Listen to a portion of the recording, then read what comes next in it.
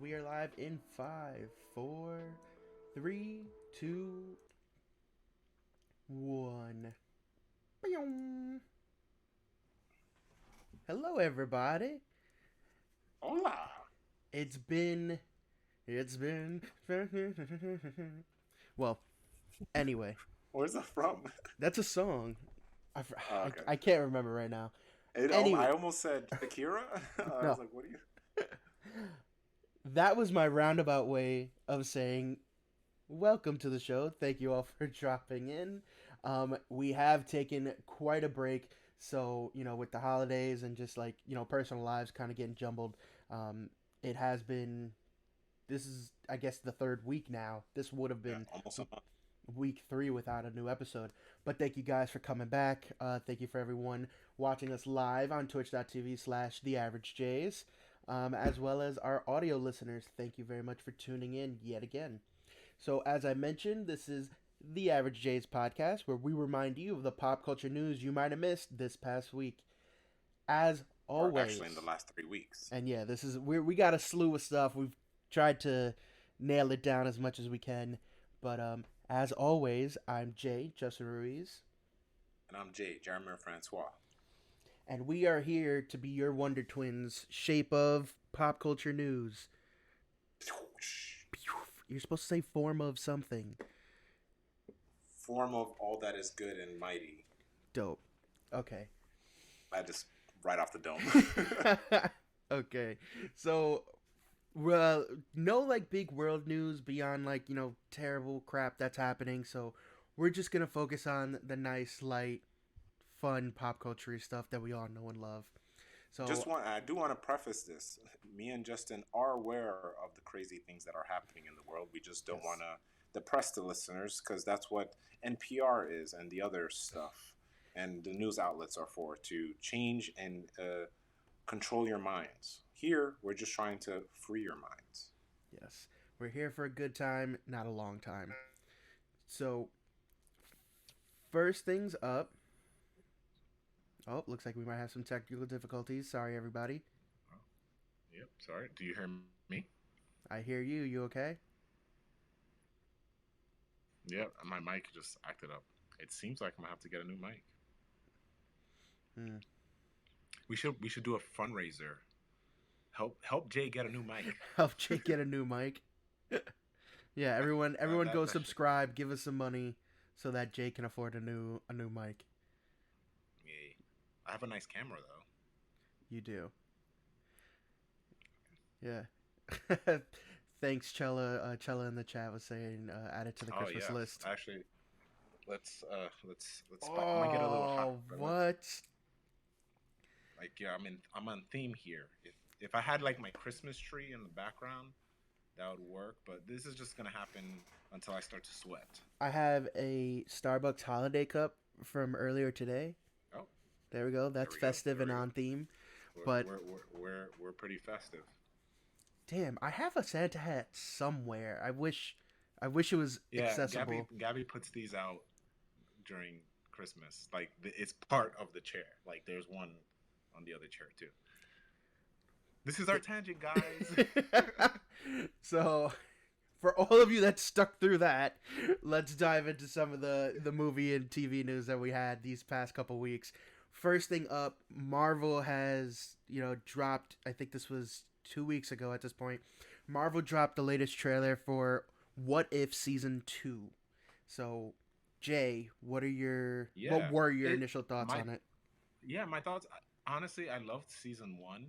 Mm-hmm. This is probably the one series where I'm like, you can make an unlimited amount of seasons. Like Yeah, it makes sense. This season looks like it's completely different. It's not like how like season one they like in a sense they played it safe. They're like, what if, yeah, pun intended, instead of I was gonna say Chris Evans. Um, and I think you're good now. But oh, oh you okay. you cut out right Oh after man. Chris Evans, but continue. Go ahead, pick it Oh, up from there. I meant to say Steve Rogers, but it's like, what if Steve Rogers didn't become Captain America, but instead it was Peggy, Yeah. and he actually becomes the Iron Man of World War II. So with this, what if it's like it kind of doesn't stay close to home when it comes to the MCU? It seems like it's doing one big exploration, like it's stepping out there, it's taking risks, but the risks that we would love to see in the main MCU, they're taking their risks on What If. Anything can happen in What If. It doesn't hurt the main line on continuity. I think we get to see a Black Panther from the past, which might not be T'Challa or Killmonger. It might be someone else. We see, I believe, he looks kind of like young Star Lord Peter Quill. Mm-hmm. Looks like he has like what do you call it? Telekinetic powers. We see he's not really a bad guy. He's not really a villain, but he's kind of a bad person. In Thor Ragnarok, he had the Oh, Colosseum. Jeff Goldblum's character, what's his name? the Grandmaster. Thank you. Yes, like he's in there. There's this like race episode that I'm sure it's gonna be one episode. It kind of reminds me of like Mario Kart or like the Crash Bandicoot race, like those racing games for like popular games like Sonic and all that. There's like one episode that looks like that. It looks just really cool. I'm all for it. I'm not against it. No qualms here.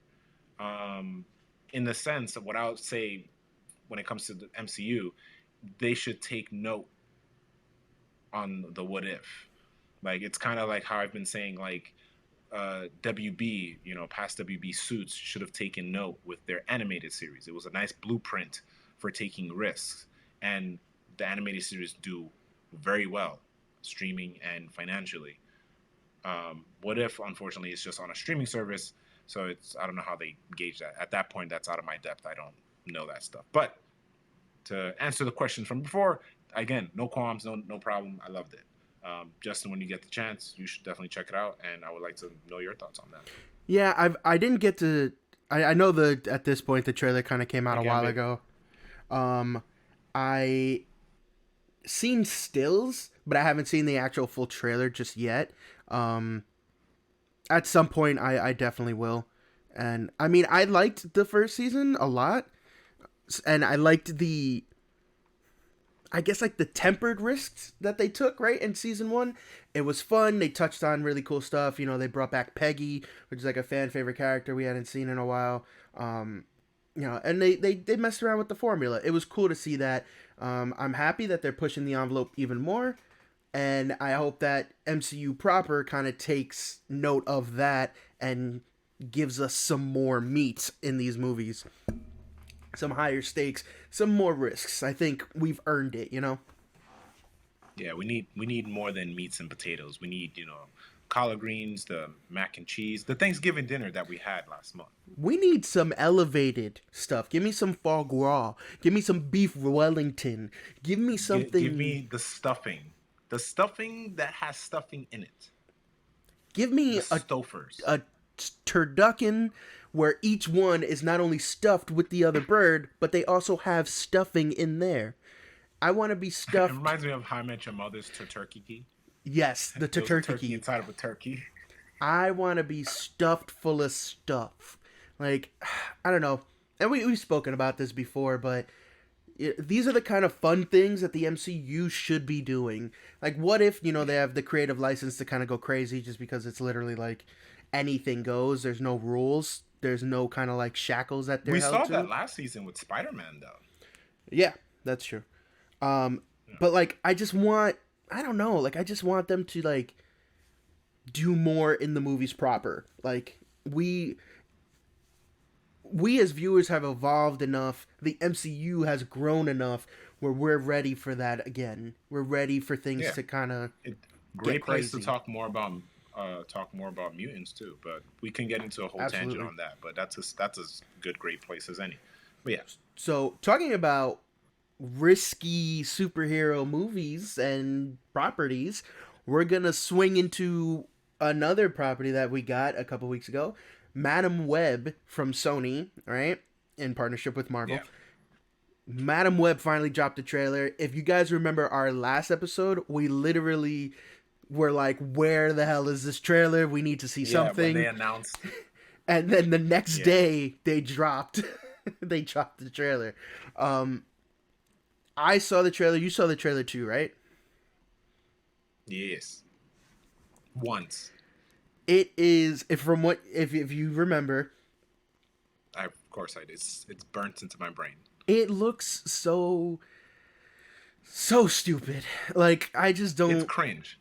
The only thing Yeah. I'll commend about it is it gave me the feelings. Again, I say this about all like movies that aren't MCU. It reminds me of classic Marvel movies, the Yeah. associated by Marvel Mhm. movies, like the Blades, the Daredevil. Like it gives me that feeling, except for uh, Morbius. That was trash. That did not give me any nostalgia whatsoever.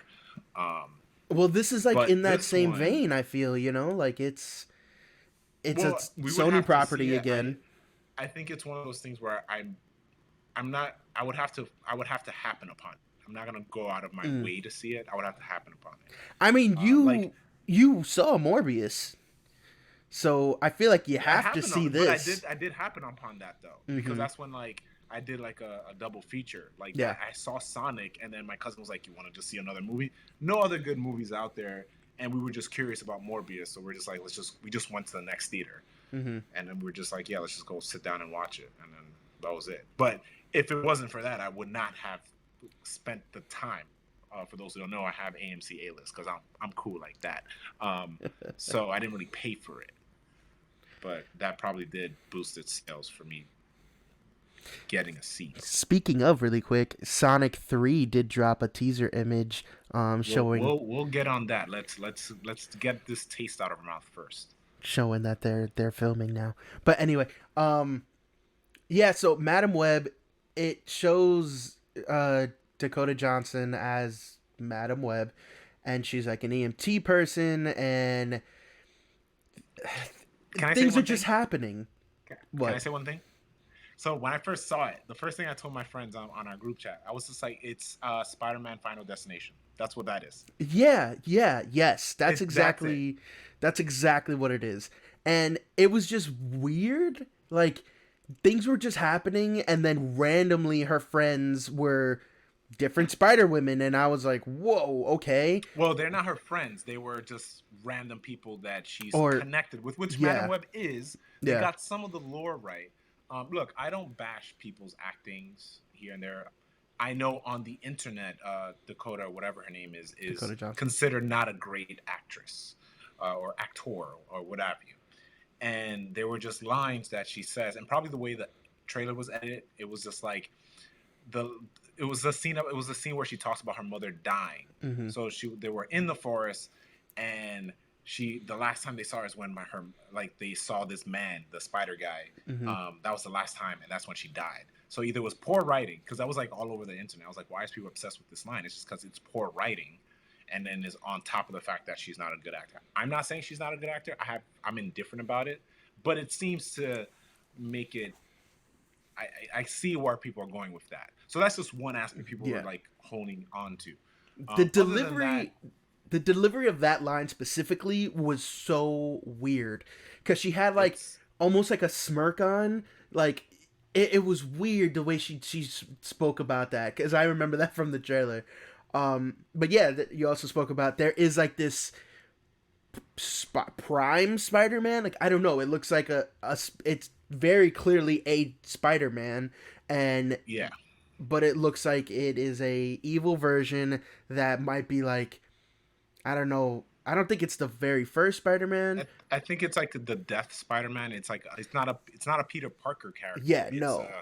It's just like the way I would akin this to. It's kind of like the Flash in DC in the DC universe. Like there's the Flash, there's the different speedsters. There's this death speedster that is running through the. I'm getting very nerdy. Hang in there. There is the Speed Force that the speedsters draw their power from. We're going in there. We're just hold on tight. Well, that's what the web is so, like. The web is. Okay, so just hang on tight. The Speed Force is like the webs in the Marvel world when it's specifically to people with spider abilities. So just like this guy who somehow got his powers like Morbius, that's all I'm gonna say, is killing people. And Dakota, whatever her face is, Madam Web, hence the movie title, has the ability to see in the future and see their deaths or her deaths or whatever, but she's able to prevent it. Hence the Final Destination.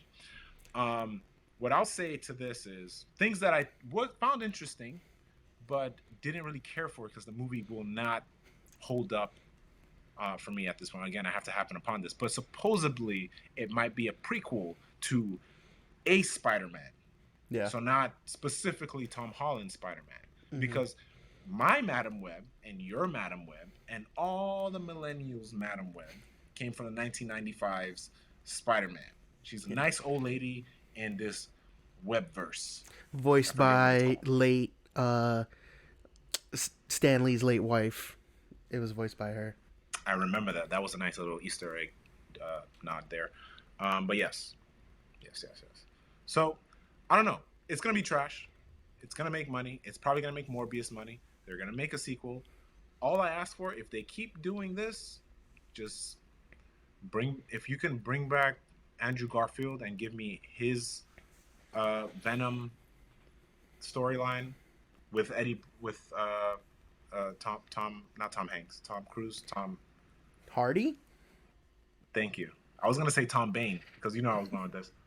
Yeah, it was weird, kind of like heap of stuff. There was that weird Spider-Man that's kind of like the death character. They very like quickly touched on like Madam Web being connected to all the other Spider people. The one thing that did strike my fancy, where it might get me to watch this movie, is the various Spider Women. When I like Sydney Sweeney, I think she's a great actress. I've seen her in other things, as well as like her Dynamite performance in Euphoria. But seeing Spider Women portrayed, like all the different like variants that they had quickly, I thought that was super cool, and I was like, "Oh, sick!" That's yeah, like, and that to me was, I guess, cool, but then at the same time, it seems rushed. Oh, it's totally rushed. When it comes to like the movie world, people are gonna be like, "There's Spider Women? Why are they so woke? Why are they?" It's literally gonna be that, and people are gonna. And isn't one of them Hispanic or black? I forget. Black, I think.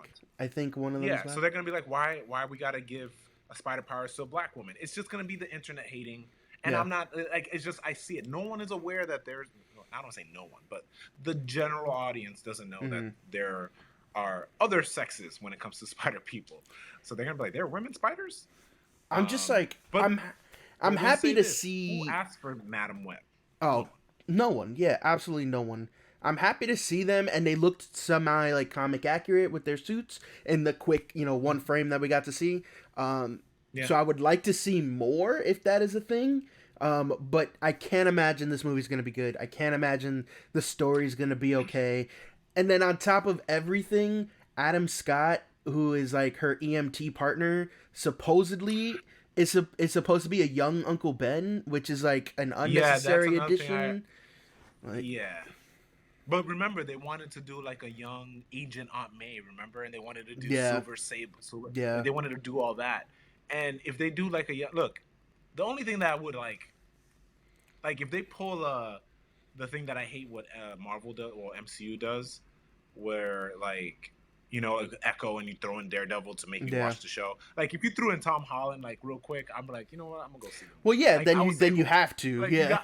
You got but you didn't do that, so I'm like, well, not yet. We don't know.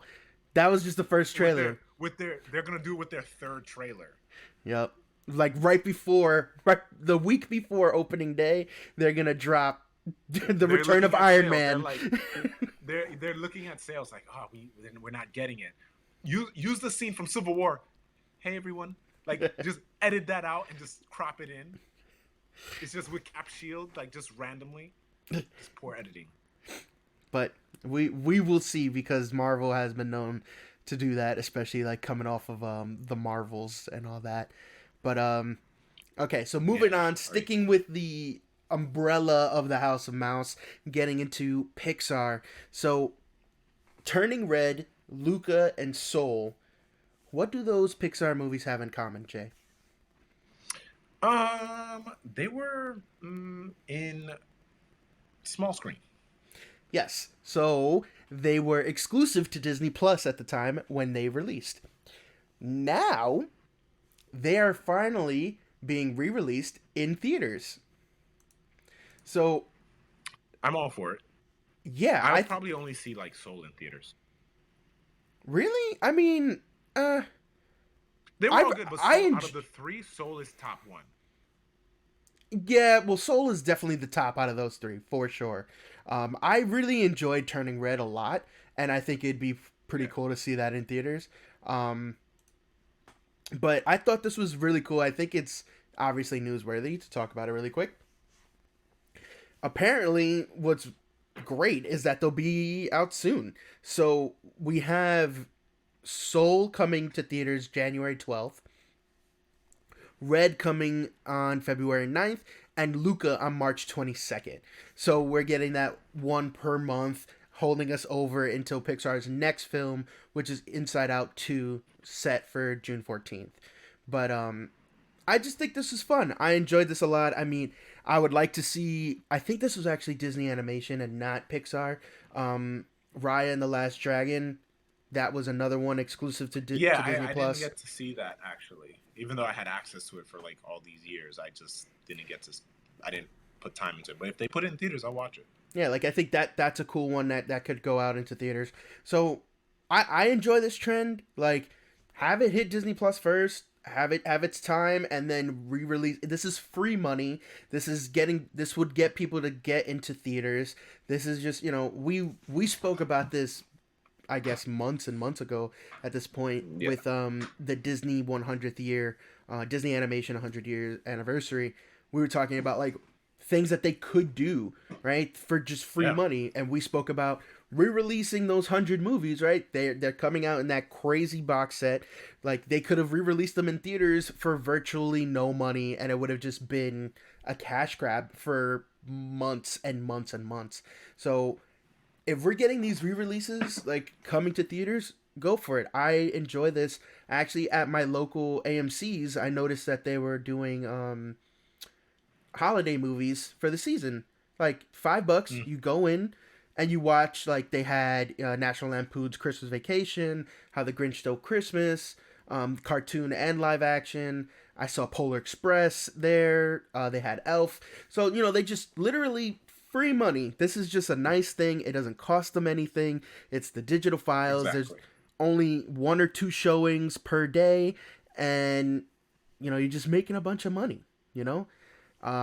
And it gives people a reason to go to theaters. That I think is a great thing, and I'm definitely gonna try and catch one, if not all of these, in the theater. Yeah, if anything, I probably would, if I had to see it. For sure, I would see Soul. But I would watch Luca. That's Pixar, right? Luca is Pixar, yeah. Yeah. Well, all 3 of these are Pixar. Okay, yeah. Yeah, that's right. Okay. So, yeah, but Turning Red, like, even though I thought it was a good movie, I wouldn't fiend to go, like, see it because I saw it already. Mm-hmm. Soul I really loved. And then Luca I just haven't seen. So that's probably why I would go see it in theaters. Luca's fun. It was a good movie for sure. I would rank it as like Soul, Turning Red, then Luca. But I really enjoyed Turning Red. Like it hit like a chord for me. But that's not to say that Luca is not a good movie, because it definitely is. All right, exactly. So moving on here, we're gonna round the last base of the House of Mouse, and we're gonna talk about Star Wars for a moment. So apparently, it was shared that Dave Filoni will be overseeing the next generation of Star Wars. You can liken this to like the Kevin Feige character for MCU, right? Like, that is the head honcho who's supposed to be overseeing everything within the MCU universe. Back in the day when we were getting the sequel trilogy, it was supposed to be J.J. Abrams. He signed on for the first movie and then just kind of walked away. They didn't have a true Which head. is he's known for. Like, for all that is great about him, he sucks when it comes to sticking. He has... He ain't loyal. That's all I'm gonna say. So he No. did leave and then come back. We got the mess that is a sequel trilogy, but they That have apparently appointed Dave Filoni to be the captain of the Star Wars ship.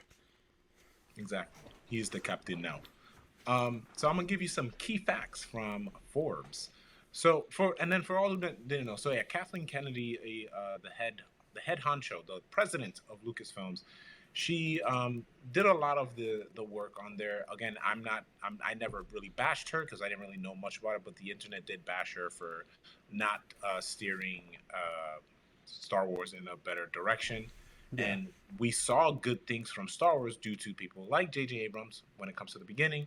You got Dave Farrell, John Favreau, and like Dave Filoni, and I'm sure there are many others that I can't think of right now when it came to creating those dope stuff, like again, Force Awakens, Mandalorian, and like Clone Wars.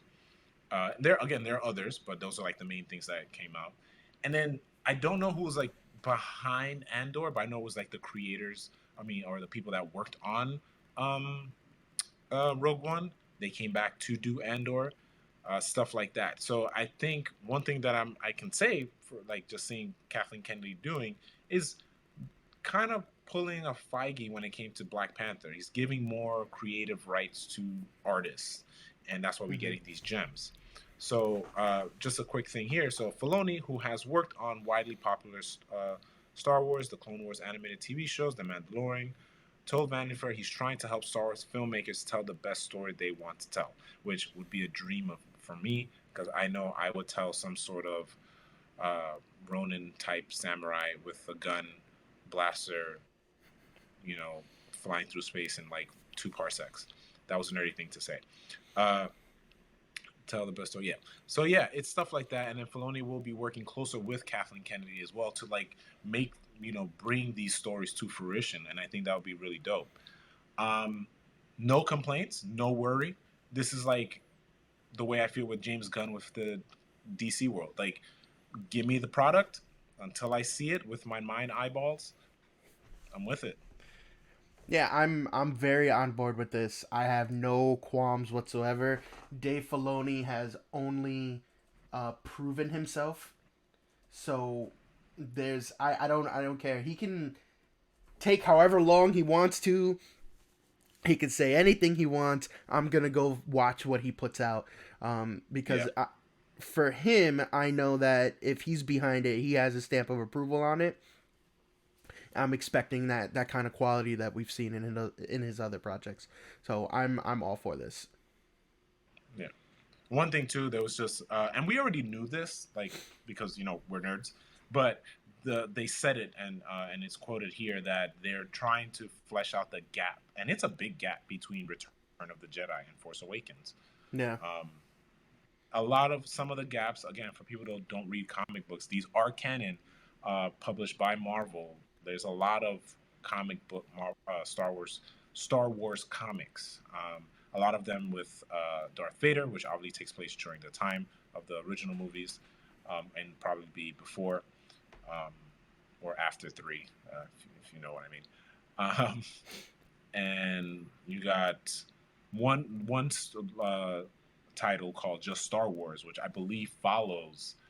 Uh, I could be wrong, but I believe it follows Return of the Jedi.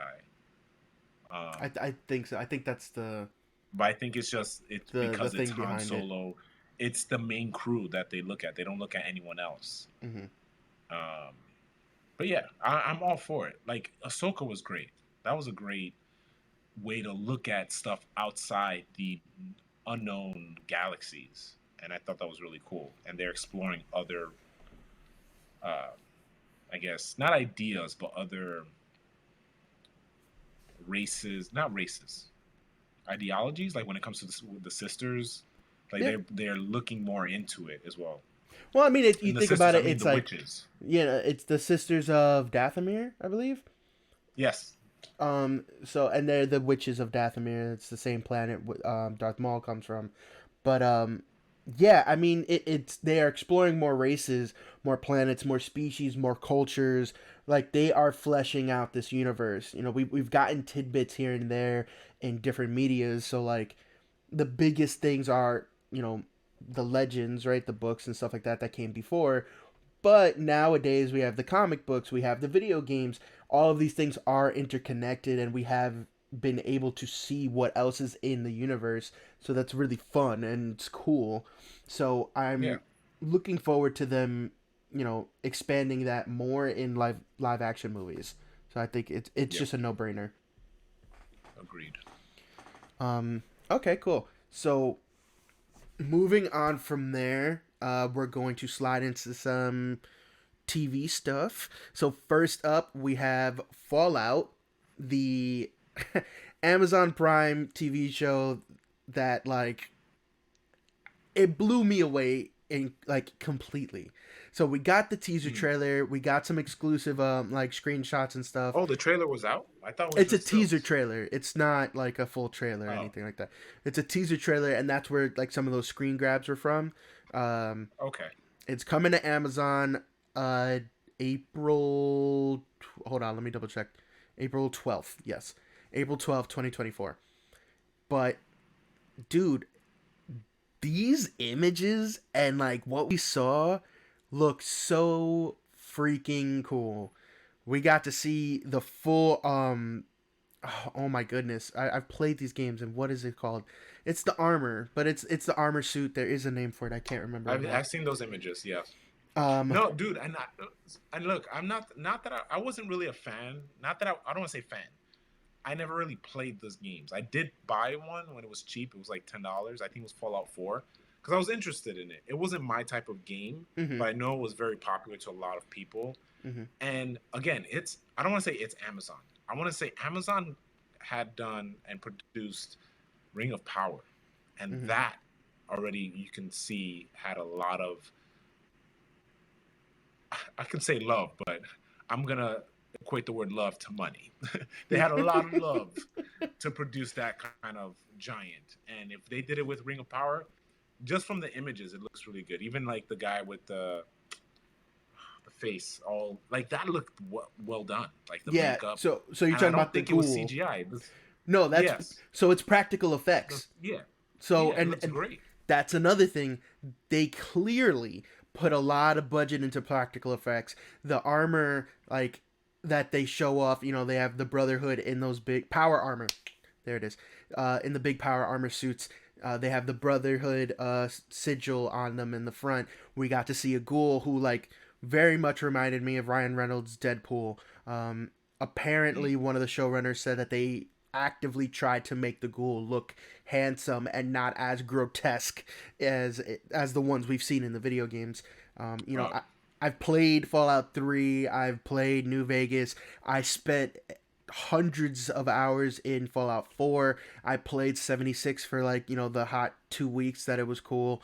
Um, these games are fantastic. I love the Fallout universe. I love how they go. I love the universe and like the humor that it has and just like all the fun things you can do in it, all the different like races and stuff after the nuclear fallout. So it's a lot of fun, and seeing these images of like, you know, the vault dweller coming out, them in the vault, we got to see the gunslinging ghoul, which was really cool. Reminds me a lot of yeah, Hancock, who was a companion character in Fallout 4. um and then also again the power armor, getting all those details like so right. This is a love letter to the fans. Like, I don't even know what the story is or anything yet, but like just the visuals itself, it shows the time and energy and care that they put into this. And like you said, there's love there, but that love is definitely money. Like they poured money into this. And I'm yeah. sure it will pay off just like some other big ones for them. Like, you know, you mentioned Lord of the Rings, Ring of Power. Like this is gonna pay off for them. But Facts.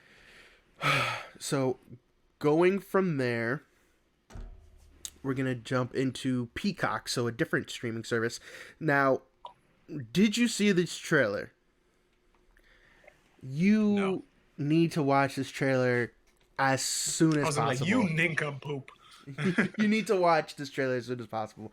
We are talking about the Ted series coming to Peacock. So Ted, if everyone remembers, is everyone's favorite cursing, pot smoking, booby loving teddy bear. From like I think the original one came out in like 2011, the first Ted movie. Um, Probably 2011, 2012. We were definitely in college when it came out. yeah, something like that. And starring Mark Wahlberg. One I would say this though, that would have making the show is a smarter move than the sequel, in my opinion. Oh, absolutely. Because the sequel wasn't like that strong to me. Like I Mm-mm. couldn't rewatch one more than two. Oh yeah, the sequel Ted 2 I've seen like, maybe 2 or 3 times. The original one Yeah. I never get tired of. I can watch it over and over and over again. I love the dynamic between Seth MacFarlane as Ted and then Mark Wahlberg as Mark Wahlberg. Matt? John.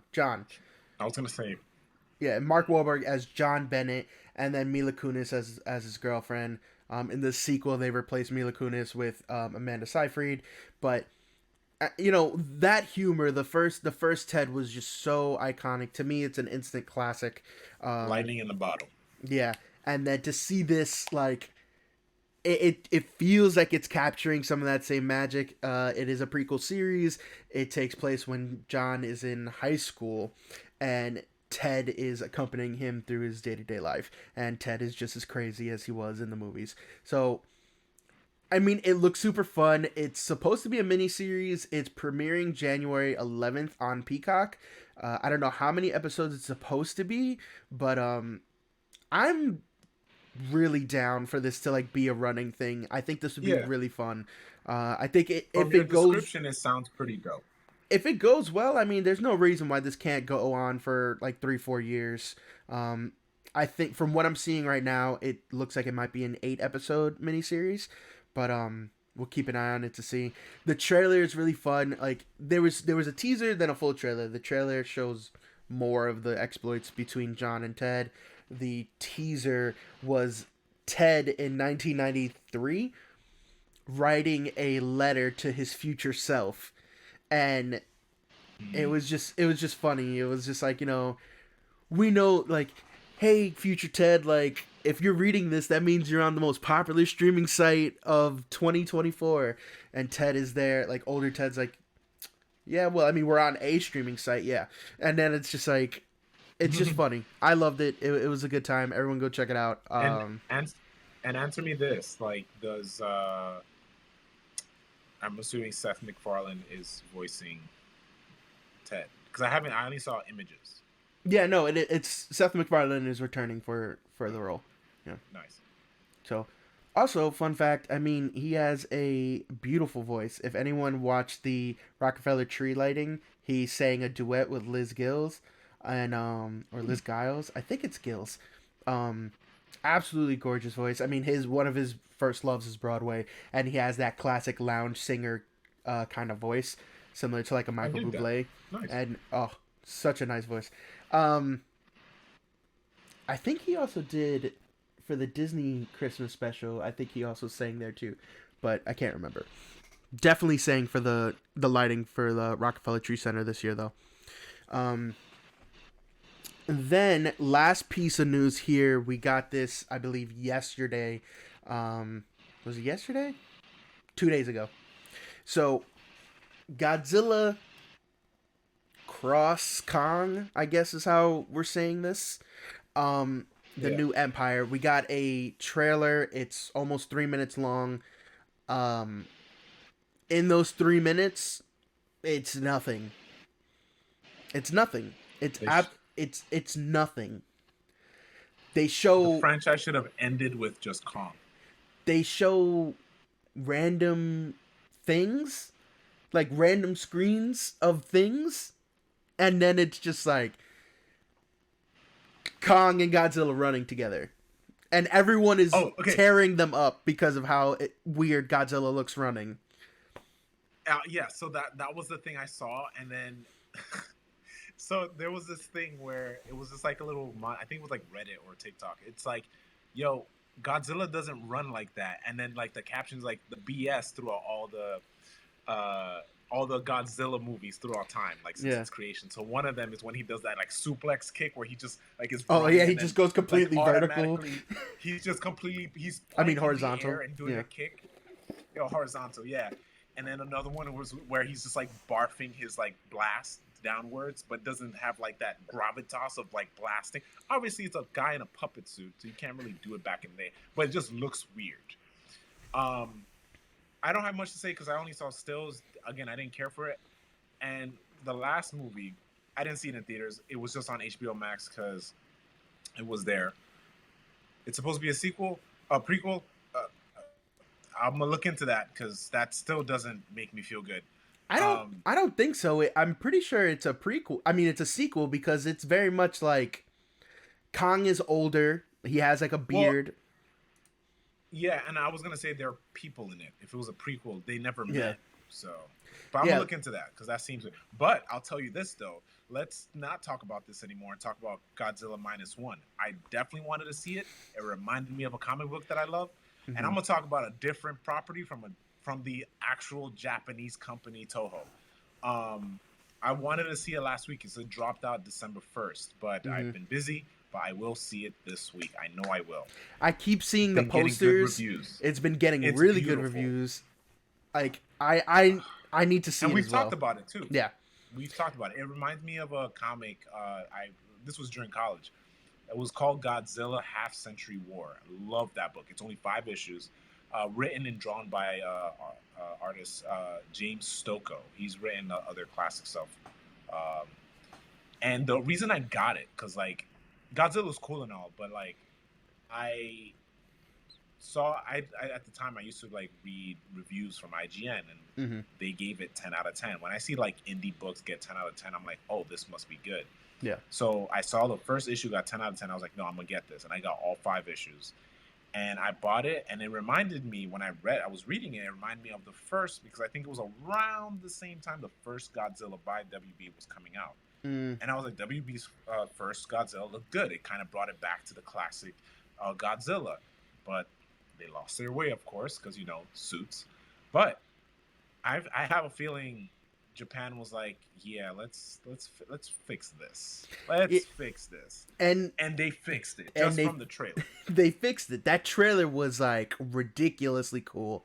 Yeah, so it's been on my eyes. Like I'm definitely gonna see it at some point in the theater. It's been on your eyes. Yes. It's been laying on there, just like contact lenses. But yeah, just to wrap this up, yeah, Godzilla X Kong.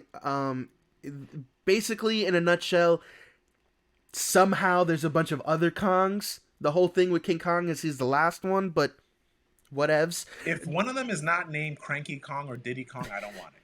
There's a bunch of random Kongs underground, and there's one who's like kind of red, and he looks like the big bad, and the whole thing is like it's like Godzilla vs. Kong. They were like, oh, you're gonna help me fight my guys. And Kong was like, all right, let's take down Mecha Godzilla. And then in this one, it's like Kong knocks on the door and he's like, now you need to help me fight my guys. And they're just like... All they need for that scene, my favorite, me and my friend always reference this because it's one of our favorite scenes in the Predator movie. All you need is them to just come in and be like, you son of a... And then just class just give me the sweaty biceps sprayed with oil. It might as well. Arnold Schwarzenegger just might as well have done that. But it might as well be that. And one thing that I found, like, you know how like it's superhero movies, like each movie they get an upgraded suit, right? Like that's like a thing. You want it to look nicer and all that. So yeah, like in Power Rangers. Yeah. So Godzilla has like a weird new power. Like typically Godzilla, right? His spikes will go blue, right? And then he spits out the blue flames and all that. For whatever reason, now his energy is pink, and now his spikes are glowing pink, and like his eyes go pink, and it was like a new Super Saiyan form. It was really weird. That's what that is. Like they're just doing the inverse of Goku. Instead of going blue or silver, Well, let's just make him go pink. well, remember there is a Super Saiyan. There's a it's pink one. Pink. It's Rose. Black. Yeah, it's Goku Black, and he turns Super Saiyan. His name is Black. It's Goku Black, but he turns Super Saiyan Rose. And it's the pink hair. Go. I think it's Rose. I'm pretty sure it's Rose. There you go. But yeah, he's a bad guy. He's a bad guy. He's a bad guy and a whole other thing. But anyway, yeah, it was. I saw that and I was just like, okay, because he was also frozen. So like, somehow he gets his power while being in a glacier. I don't know. There's a lot of like random things. How are there glaciers in a global warming event? Like that doesn't make sense. The writers messed up there. It's I don't know what it's a lot of nothing. That's what we got out of this. But go see Godzilla -1. People. Yeah, go see Godzilla -1. Yeah, I'm sure your money will be better spent there. Okay, so moving on into our video game topics. So keeping with the thread of a Kong, Donkey Kong Country has been announced for Super Mario Land in Universal Studios Japan. Now, it looks It looks really cool. I mean, I'm assuming Donkey Kong Country will be coming to the Orlando one as well, but it is coming in spring 2024, so it's right around the corner. Spring 2024 to the Universal Studios Japan. So it's like they have obviously a bunch of new merch. They showed off the map of the world. They also had like a cool little trailer. It looks like there's gonna be a mine cart like racing kind of ride, kind of from like Donkey Kong Country where they rode the mine cart and like jump tracks and stuff. It looks like that'll be a ride in that area. It's supposed to have like a deep like a jungle motif. And apparently there was an attraction that has people protecting the golden banana from the titular Donkey Kong Country series. So nice. It just looks super cool, man. Like it's gonna be fun. They've put a lot of love into Super Nintendo World, and it's only getting better. I need it to come to Orlando quicker, and I need to make my way over there. I'm with it. So that's that one. Quick little tidbit. This one is a little older, but I think it is still worth mentioning. Spider-Man 2 for PlayStation 5. At this point, if you haven't beat it, that's your problem. You need to figure it out and beat this game. Venom is in it. There were. If you didn't see the trailer or the commercials. Yeah, Venom is a pretty big part of it. Spoiler alert: there is a portion of the game in which you play as Venom for a little bit of time in the story. A couple of different people have figured out how to like break the scene and go into the world and free roam as Venom. So that would mean messing up your PS5 though. So that's not messing up, taking the risk of messing up your PS5. Yeah, you're taking the risk of messing up your saved game. Like that's what it is. You can, essentially soft block your game and your progress, but it is a thing. There was also it got patched out. Like people were breaking those boundaries and going into the rest of the world, but they were able to patch it out. Then somebody found a different workaround, and they literally could like do missions and things like that. And that process, where there was like you have to unplug your PS5 at some point and like stop the app, and there was a couple of different steps. That one you could actually brick your PS5 and like render it useless if you mess that process up. But they were able to like do missions and stuff, I believe, and that alone was enough to the original thing of breaking the boundaries kind of gave people the realization that there might be a Venom add-on where you can play as Venom. I'm assuming we will be getting DLC content where you'll be able to play But as Venom. that news I got from where like the voice actor said he voiced more lines Oh, other that's than the other thing. so Yeah. then when they were just like, oh, if you voice more lines, there's that speculation made it more real. So I was like, oh, this is dope. But with all that put together, we're definitely gonna get an add-on that maybe does like a quick. I don't know how you would do an add-on with that unless it's like a sequel, mid sequel where Venom comes back. I don't know. They would have to play that up, but they did a great job writing this story, so I can see Yeah. them figuring their way out of that. But this story is great. I'm excited. Yeah. I mean, it's like they could tell the story of like when they first met Venom, and well, I mean, they met the symbiote, but Venom didn't exist. I don't know. They would have to Yeah, like transfer Venom to somebody else. Clearly, like it would have to get a new host, and like it would have to run amok again. it would have to work so it can if this is a plan bleed into Spider-Man 3. Like Yeah. just it would have to figure it out. And we're not the writers for the story, but we Yeah. can imagine that can happen.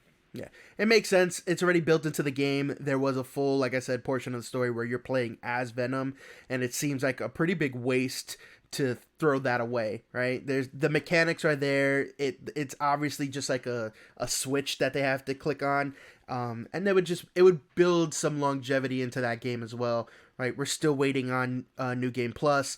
We're expecting DLC and new suits, but this seems like something that they're probably working on. I remember seeing the voice actor thing, and like apparently it was like only 20 or 30% of what they recorded was in the game. Exactly. So there's a lot more. It's not like, extra takes and stuff like that. If you're talking really like there's only 20% of what you Individual did. scenes. Like there's a lot more, and hopefully we could see that coming our way.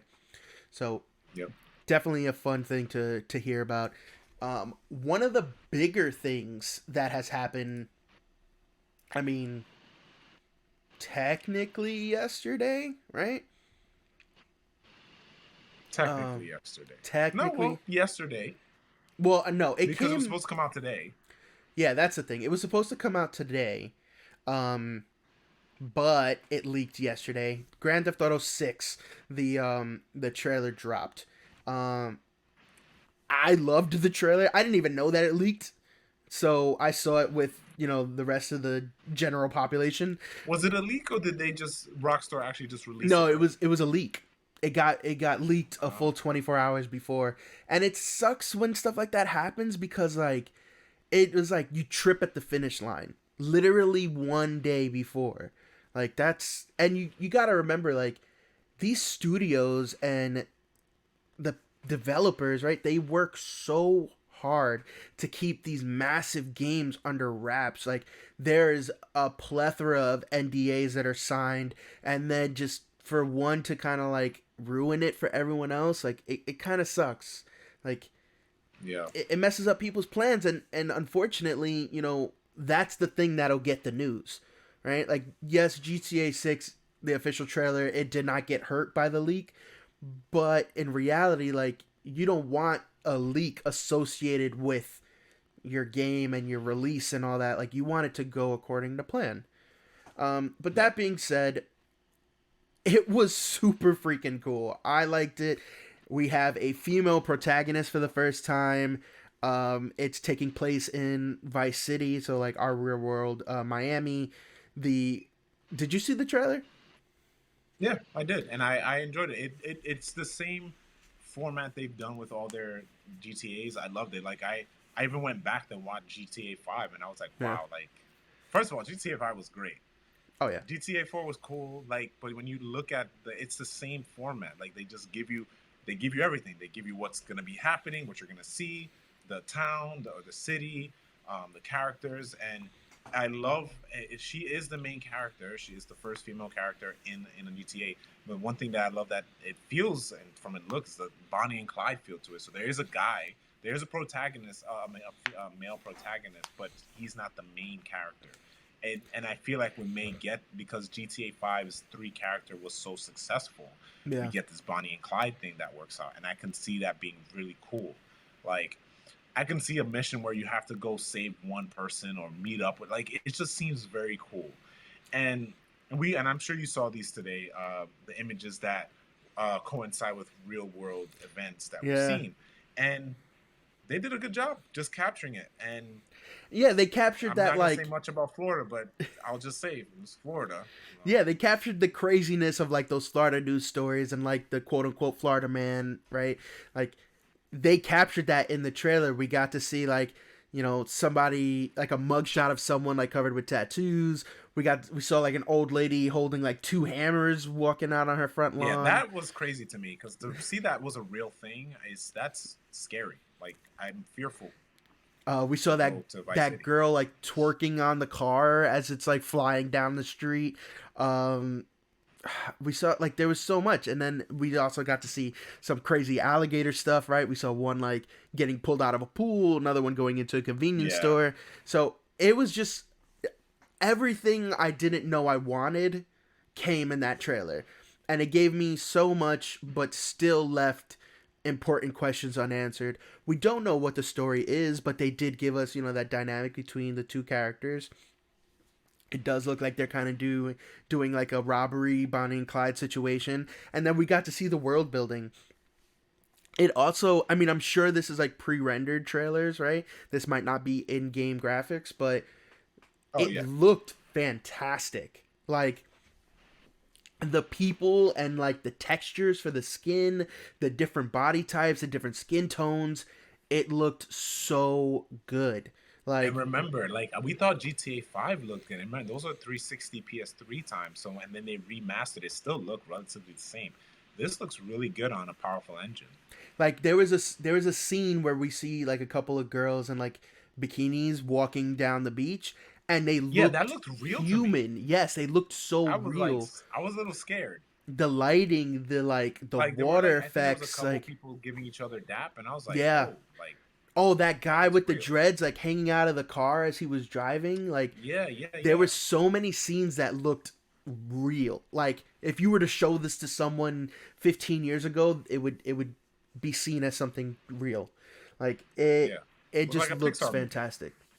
Yeah, sure. Well, not, you don't want a GTA Pixar. Actually, I would love to see that.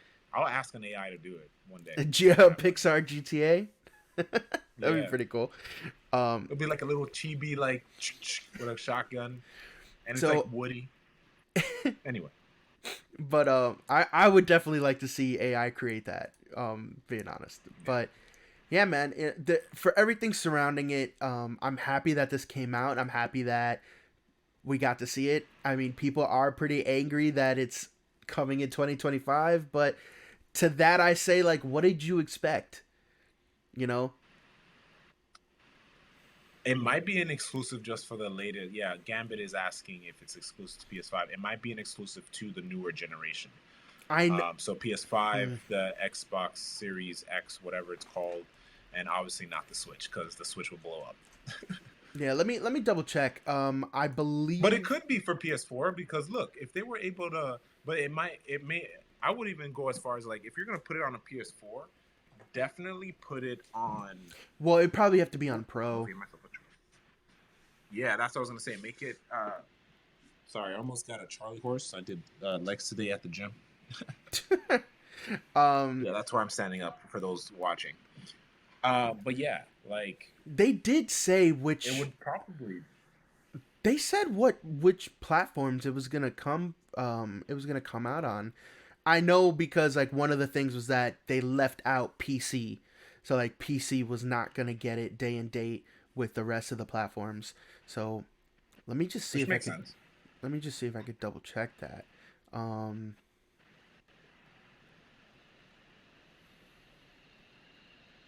But yeah, like, I'm all for it. Look, there have been a lot of jokes online on how long it's gonna wait, how long it's gonna come out. It'll be like 80 years from now. but or like that versus One Piece. Like when is One Piece going to end versus when GTA 6 is going to come out?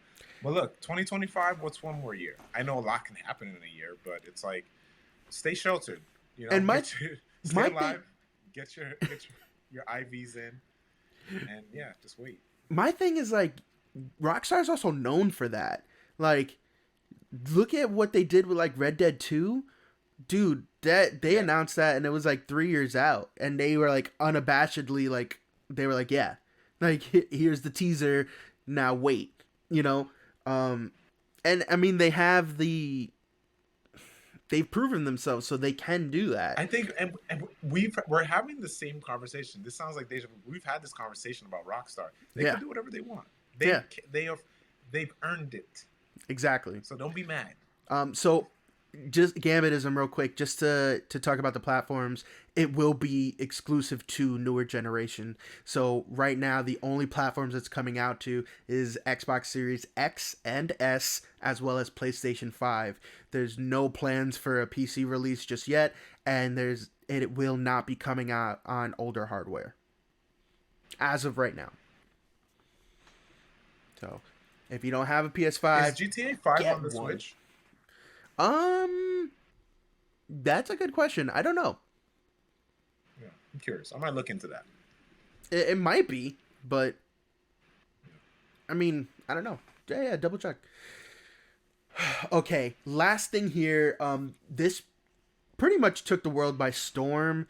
If you are a video game player enthusiast, like this did go all over the place.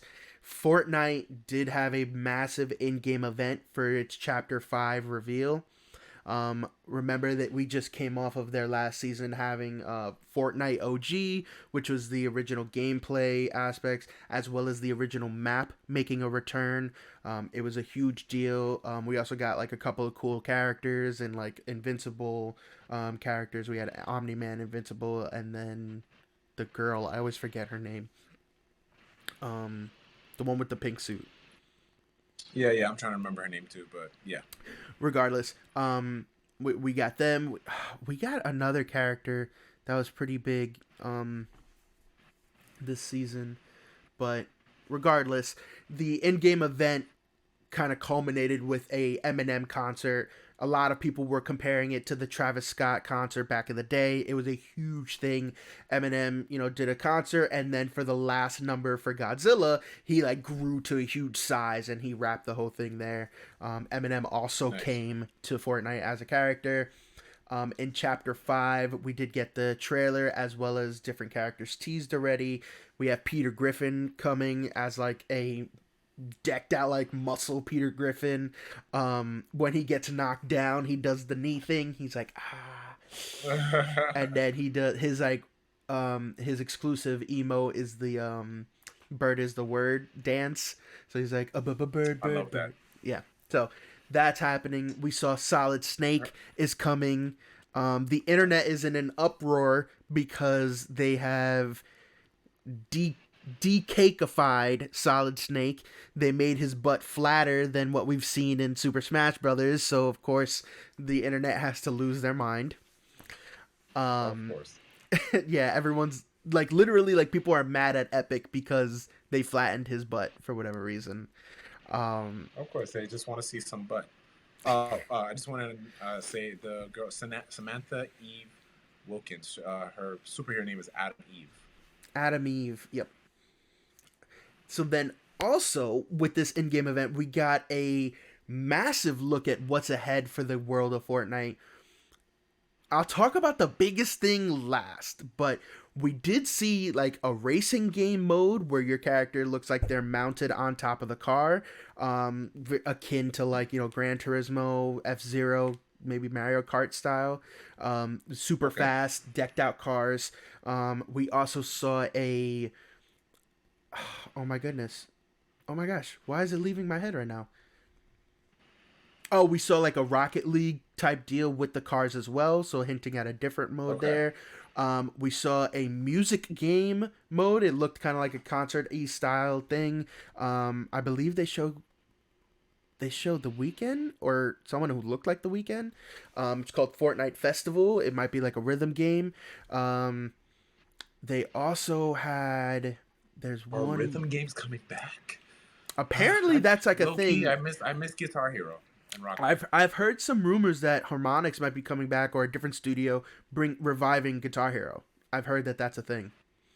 So yeah, those, like I said, they had the Rocket League kind of looking cards where they were going head to head, and those cards were the same cards in that racing game kind of deal. It also kind of like it showed like this like multiverse. So it looked like it was kind of hinting at different game modes that are now coming to Fortnite. So not just the battle royale, right? Originally we had the building stuff. Now, couple months ago, maybe like a year or two ago, they added no build mode, so it's just straight up running and gunning. They, with this new chapter, they have redone all the animations. There's more parkour. It's a little like movement speed has decreased from what I've seen, but there's more actions that can be made. There's like a little more climbing when you get to like walls and stuff. It looks a lot more like, it looks faster paced. Like very clearly they are competing head to head with Call of Duty when it comes to that. They're adding weapon. Do they need to compete though? Like No. Call of Duty's been failing in my eyes, but they don't really need to compete. But let's just take their gamers. And it's like they have weapon mods, which are a new thing coming to weapons. So now you can like, you could always attach like skins to weapons, but now you can like add like sights and like magazines and stuff like that. So you can go even further, again, kind of like akin to Call of Duty and those kind of customizations that you see over there. Now, the biggest thing that we saw, which I lost my mind when I saw this.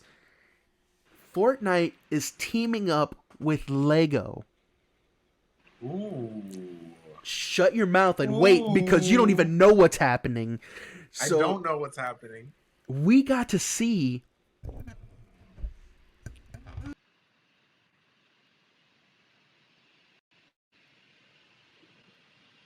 Oh no, you cut out. Why'd you move it?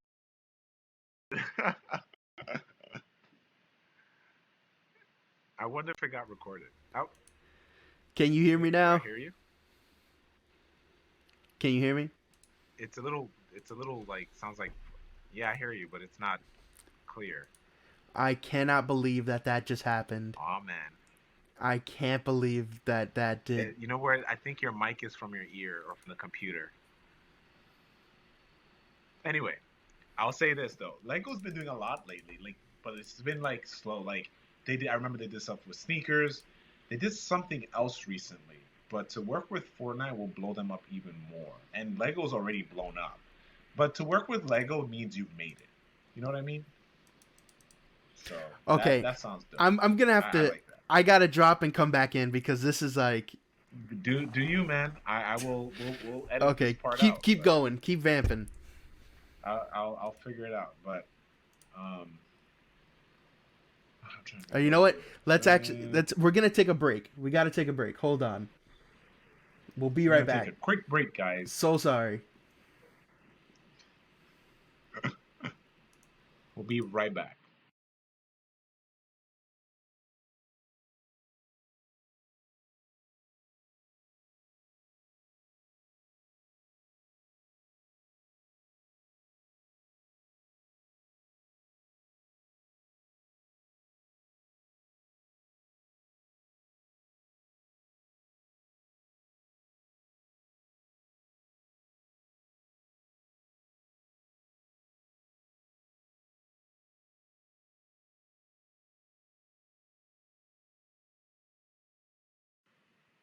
Okay, so sorry. Thank you guys for holding on for that, like 30 to 45 seconds.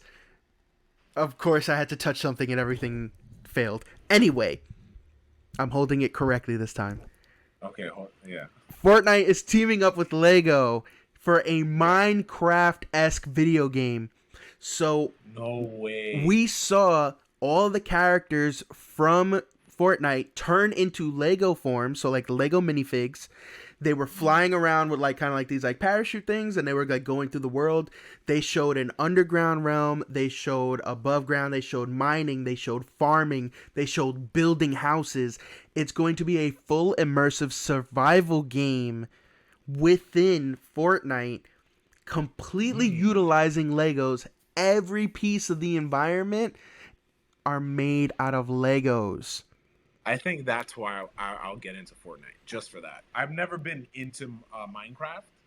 Um, I know it was popular, but I will get Fortnite just for that. Like, And if I can play with friends, that'd be dope. I yeah, love Legos. it's an online survival crafting game where it's literally, I'm assuming from what we're seeing, it's like Minecraft, right? So everything that you could do there, you building and all that, like you making houses. I'm sure there'll be a storyline to follow, but it's for you to spend time in the space. You know Like, what Fortnite reminds me of? It's like they're like Instagram. So like every time there's like this new app, yeah, Instagram just copies it, and like Fortnite is just getting all these. But it's not like super like they're getting Call of Duty, they're getting Minecraft. They can Rocket get League. anything else. Rock. You just say that. You did say that. Let there be a Smash Bros type thing. It might not be on par with Smash Bros or WB's Multiverses. multiverses, but And listen to this. For it. I didn't even realize this till so I have this up. This is an article from IGN. So this is what I've been referencing if anyone wants to go take a look. So Rocket Racing is what it's called, right? That is the Rocket League as well as the racing portion of this. It's being developed by Psyonix, which is they are the developer for Rocket League. And then Fortnite Festival, the music game, the rhythm thing, is being made by Harmonix. So the same developer that made Guitar Hero and Rock Band, they are behind this game mode. So this is like, you know, Fortnite is seen as like an evolving game world, and this is just like even more like they like when we talk about like metaverse and stuff like that, this is I was that. just gonna say. Like, they are building out a video game metaverse. You don't have to leave their space to get different types of content. Like, you want to do Battle Royale? Go for it. You want to have building versus no building? Go for it. You want to then switch over... This is Ready Player One. Yeah, then you switch over in their environment and you go to a music festival game, and apparently it's going to have... it is The Weeknd that's on there. So it's going to be music by hit artists. Like, that's going to be coming through there. Like, you're going to be able to go and, you know, rock out on, like, stage or whatever. And then, if you want to go into, like, a battle arena with cars, you stay there.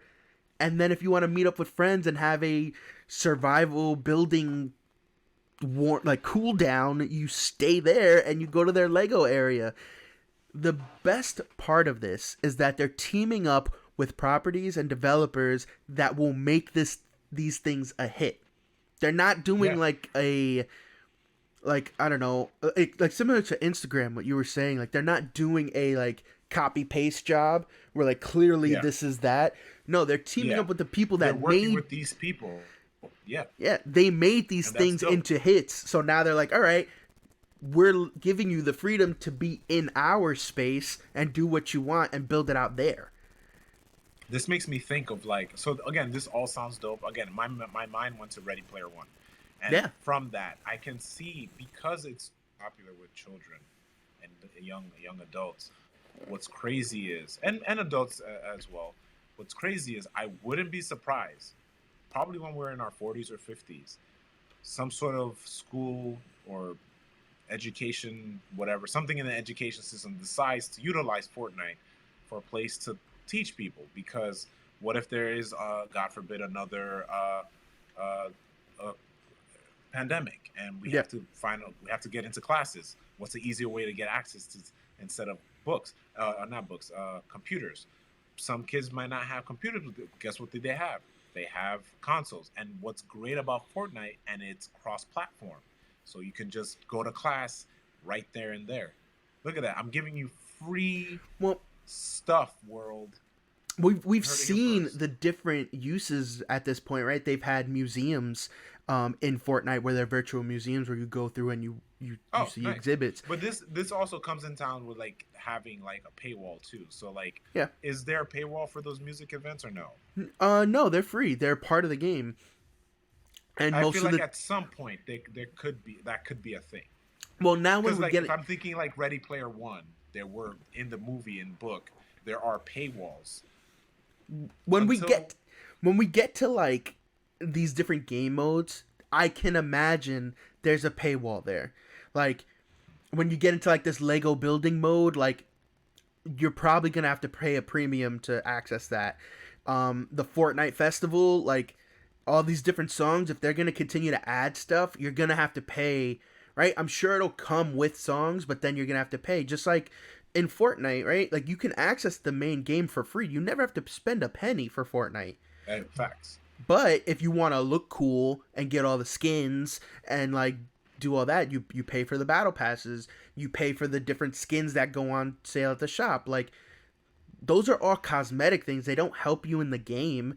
You rely on your own skill set no matter what. But if you want to have that character customization, like that's the only way to get it like fully, quote unquote. So for Fortnite like festival, like the music thing, like I said, they're probably gonna have maybe a slight paywall to get in. Once you pay that, you're in whatever.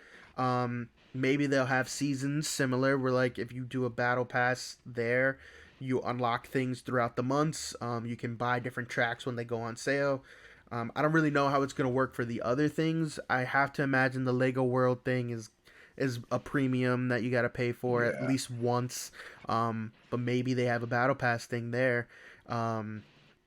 And then for the other stuff, I don't know how that's gonna look, but there needs, in order for them to keep growing and doing these things, there has to be a paywall somewhere.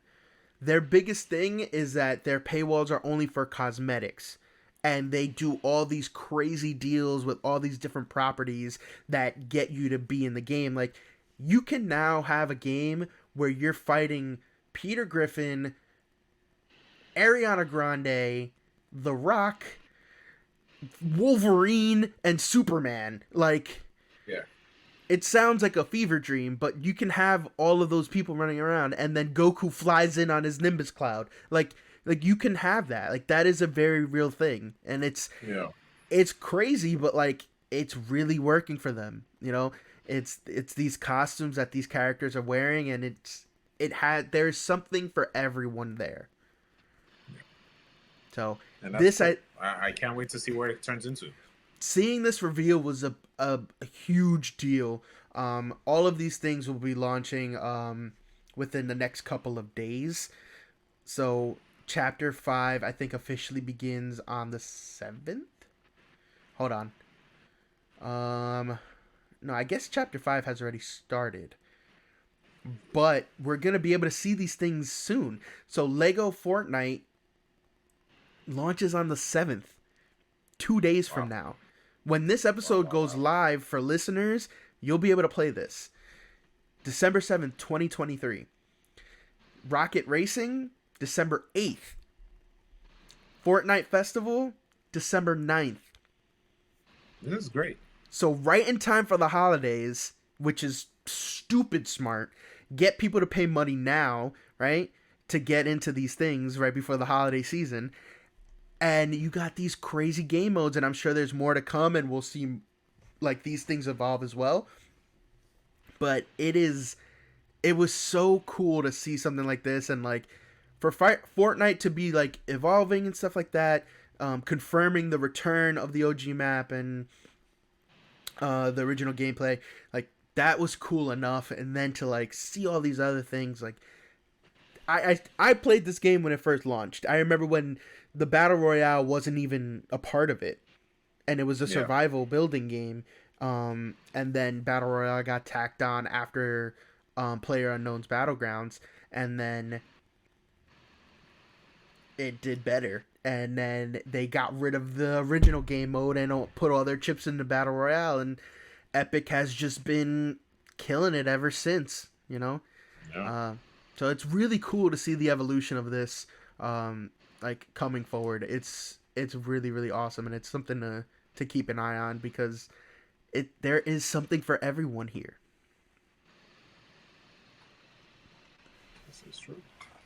Well, you already So- sold me. Well, for me, it's more the Legos thing, but never been big on Fortnite, but I've never been against it, but this probably will reel me in. Yeah, I mean, like it's one of those things where like, why not, you know? But with that, we're done with our docket, and we can roll right into the weekly wrap. So, Jay, what have you been watching, reading, or playing? Finished Seinfeld. I was gonna probably pop it in again just to have it run in the background. Yeah. Let me think. What else? Because there's a lot in the last couple weeks. Finished Blue Eye Samurai because I wanted to finish that. Great show. For everyone, watch it. It's about a blue eye samurai. Basically, so in Japan, and this is obviously a real thing, Japan wanted to isolate themselves from the rest of the world, specifically the West. And there are like a couple white men that, you know, did their thing in Japan and probably sired halflings. So that's what they would call them. In Japan, they would call these white men gaijins, or anyone outside of Japan. Gaijin meaning outsider and stuff like that. But the main character is and this is not really a spoiler because this happens you find out at the end of episode 1. So I'm going to say, so it's not a man, it's a woman. But when you watch the show, there's this. It's very layered. The show. It's about the roles of a man and a woman, and what a man can do or what a woman can and can't do. But then you see this main character who no one knows that she's a woman, except for another character. I forget his name.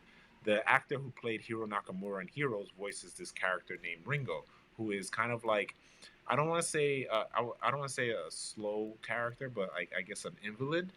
But he's also handicapped. He was born with no hands. Okay. So he was very useful in the show because he starts out as a soba cook, or that make those ramens.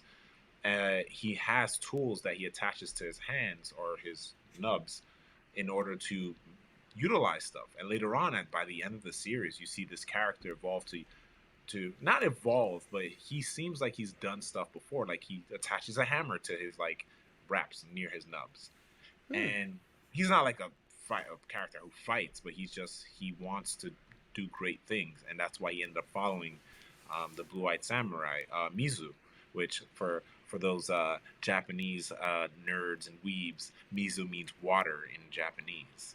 So, but there's a lot of water themes as well. Not to get super heavy into it, but definitely watch the show. If you love anime, if you love good quality writing, this is really well done. Person who wrote Logan and wrote Blade Runner 2049 wrote this and created this show with his wife, who is a Japanese woman. So like it's really dope. I think it's very close to home when it comes to their creativity. Started watching Scott Pilgrim because I wanted to finish that first, then watch Scott Pilgrim. Saw the first 2 episodes. I have nothing bad to say about it. It's Scott Pilgrim. I love the movie. Didn't really care for the books because I never read the books, but Scott Pilgrim. How I Met Your Mother's on rerun again. The first time I'm not actually sitting and watching because I always sat and watched it, but I just have it in the background. I'm on like season 6 now. What else? I stopped my anime. I'm sure there's movies that I've watched and I can't even think of any of them right now. I finished Primal. I'm happy to finish it. The way it ends, it's like the way the first season ended. I was like, the way this ends, I was like shocked. Season 2 amplifies, just gets better and better. What else am I doing? Hulu. Oh, so I got back on track with my Smallville, so I can catch up on Talkville. Okay. It's Smallville. Nothing bad. Well, nothing bad to say about it, but it's Smallville. It's a CW show. Reading, my mangas. I haven't read anything big lately. Just my manga, my weekly manga. And then gaming. I wanted to tell you this 3 weeks ago. I did beat Spider-Man, but like we just haven't. I didn't Yeah. even want to text you. I was like, let me just bring it up on the show. So I did Okay. beat Spider-Man. We could talk off air without spoiling the viewers. But great game. I'm toning it down because I don't want to gush and tangent off this because I want to tighten up our recording. But for Black Friday, I did buy Hogwarts because that was on sale, Oh, and I nice. bought Street Fighter because that was on sale, and I bought the add-on to Mm. Horizon. So not really something I'm playing, but I bought them. That's sick. I didn't play any of them. I popped in Street Fighter just to see how it looked, but then I was just like, I didn't have time, so I was like, I got them. And Hogwarts, I'm hoping that Gabby actually plays. She was like, she's gonna play it, and I was like, yeah, I'll like guide you through it, and I'm like, we can play together. You just have your own There's profile. a super easy story mode, and that's what Erica played on. And she doesn't play video games, and she spent like 200 hours in that game. Well, she spent more time than you, so that's how I know. Way more so time. I would definitely set it up for her for that, and then there'll be like a learning curve. And then I think. Oh, I've been playing Mario Kart Heavy like the last 2 weeks because because of the last DLC. Yeah, and I think we played a little bit some of them, but after that I was like playing that. But other than that, I really wanted to see The Boy and the Heron this past weekend, but like it was just with work. I wanted to talk about it here, but I just never got to it. I was gonna download it illegally so I can just watch it today, but I was like, I gotta show respect. And then luckily, because AMC is very finicky when it comes to like anime stuff, and surprisingly, this gets a lot of love. Like it was even on IMAX. I was gonna go last night, and by me, I haven't even seen showings for it. Yeah, so you have to probably look at So I looked outside of AMC because I remember it playing on Angelica Theater, but I was like, I didn't think about it till I thought about it again today. So I'm gonna see it this week, and I bought tickets for that, and I bought tickets for Rebel Moon, which is going to be playing at Paris Theater in New York. Oh, nice. Because it's supposed to be limited to Netflix, but it's going to play in theaters. So I was like, might as well. But yeah, I think that's basically it. Okay. Yeah, there's probably other stuff, but it's been 3 weeks. For me, I've actually been playing quite a bit. I finally, almost 3 weeks ago at this point, I finished Final Fantasy 16. Nice. I finished it right around the 100-hour mark. The ending was like, I cannot believe that game. First off, there was like towards the end of this game, there's some the icon battles are out of this freaking world. Like, okay. And the final battle, it actually was probably the best in terms of pacing. It didn't overstay its welcome, and you felt the stakes. It was there. It was hard without being like unbeatable. It was, and we wrapped the story up very, very well. I won't get into spoiler territory, but I ended that and I was like, damn, I kind of want more. Like, I'm assuming there'll be DLC and stuff because they've done that in the past with Final Fantasies. They did it with 15, yeah. So I'm assuming there might be some extra stories, but like, I don't know where it would go, which is the weird thing. Like, it was so good. So that means that's gonna be my main focus then. The ending was good, but I was like, where is, like, I want more, but I don't even know what that would look like. So that was cool. I beat Super Mario Wonder, so I got it and then beat it. Beautiful, fantastic game. A lot of the gameplay is centered around music and rhythm, and it's not a rhythm game, but it's just like that's one of the themes throughout is music. Beautiful. All the new power-ups and mechanics, excellently done. Like, it's perfect. It is a return to form for 2D Mario, and it's a 10 out of 10. It's absolutely perfect. Very approachable, and it does a really good thing with I'm not like the best player when it comes to like reaction time and doing like crazy stuff in Mario games, but it does a really good job at pacing you and getting you to the point where like the levels, like, you are doing cool stuff, like you have to in order to progress, but it does a good job at holding your hand and getting you to the point where that's just like a game mechanic. It's not like you're going crazy doing like these wild speed run things or anything like that. It's just, this is the game, and it gets you to the point where when you're doing these things and you're timing things correctly and like making these cool jumps, like, it becomes second nature. The game does a really good job at getting you to that point of being that good at the game. It's really cool. I'm working on 100%ing it. I'm right there. I'm at the very end. Okay. I've gotten everything in the game, and I did it on one playthrough pretty easily. There are levels that are incredibly difficult. Like, none of it hinders your progress. You can continue the story and do everything else, but if you're trying to 100% it, like, there are a couple levels that are incredibly hard. And then there's one at the very end that it's like the secret level. You have to beat everything else in order to get to it. So I got to it, and it's called the final test. Like, and it is every mechanic you've learned and gone through in the game, and you have to do it all on one life, and you have to use each power up for each individual portion of the course. Like, Gotcha. I've gone, like, for a comparison, I played it a bunch of times and died. Then I bought 99 lives, and I went through it. I'm now on the last leg of this course because, thank God, they give you checkpoints. I'm on the last leg of this course. It's also all memorization. Like, you have to memorize things. The last part that I can't pass, Mario is invisible. You have to do an entire course with him being invisible, and he's bouncing against different platforms. So you have to time everything perfectly. I'm now in the 50s of my lives. From 99, I've gotten to the 50s, and every run that I do, I gain at least one life back. So I've died in this thing like 200 times. That's so beast.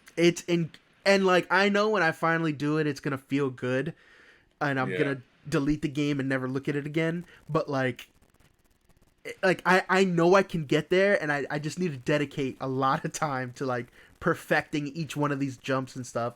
But, you know, beyond the, you know, crazy aspect of what I just said, it's really fun and super cool. What else? I finished Final Fantasy 16. Then I was working on Super Mario Wonder. I also have Super Mario RPG, the remake. I got both of them as like a bundle. So Yeah, I gotta get that. That'll be my next thing. But on my PlayStation 5, I had I think it was for last month, one of the free games with your subscription was Death's Door. It's like an indie game published by Devolver Digital. Has a cell shaded graphics. Okay. It looks very cute. It's about a bird who's pretty much a Grim Reaper. It's a crow. Tiny little bird, you're just walking around the map. It is baby's first Dark Souls. Like, you know how like they say Pokemon, like the original Pokemon games were like baby first RPG? This is baby's first Dark Souls. You get 4 hits and then you die. Every time you like re-up your lives or go in and out of a save point area, all the enemies repopulate. Like, it was a lot of fun, but it's like a lot of dodging, a lot of timing. It is Bloodborne, but in a cutesy package. It was really cool. You kind of scour this map. You unlock different shortcuts, so you don't have to keep going the same way. And you know, they take the tropes of Bloodborne, of Dark Souls, and they have like humor behind it. It's a self-aware game. The upgrading is through souls, just like it is with like Demon Souls and Bloodborne and all that.